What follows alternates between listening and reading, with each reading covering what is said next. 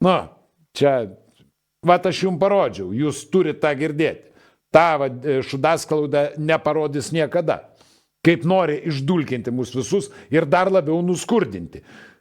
Čia vos ne pagal Švabo auksinio milijardo reiškia sistemą. Tik tai čia Lietuvoje būtų auksinis 100. Daugiau nepririnktų. Nu gerai, auksinis 1000. Tiek jau to.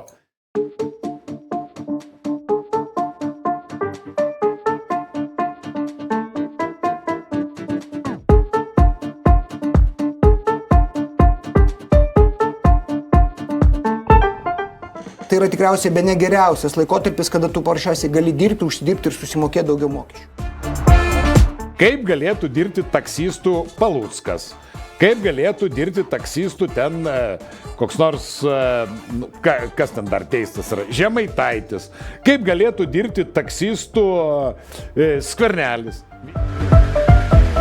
Šeimos socialinio saugumo didinimas prisideda prie vyriausybės prioritetų gerinti sąlygas, kurti šeimą ir auginti vaikus, derinti darbo ir šeimos santykius, mažinti socialinę atskirtį ir didinti į šeimos poreikius orientuotą viešųjų paslaugų prieinamumą.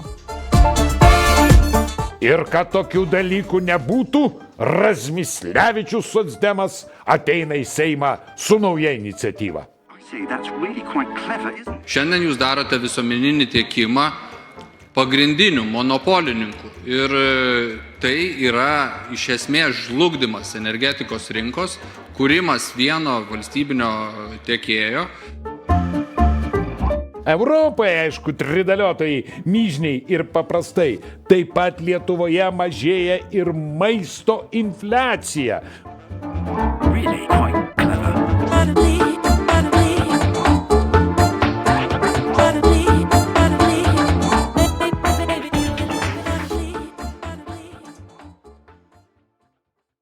Jeigu tai padarytų, aš pasiruošęs 2 vaikus pridėti Lietuvos demografiniai problemai spręsti.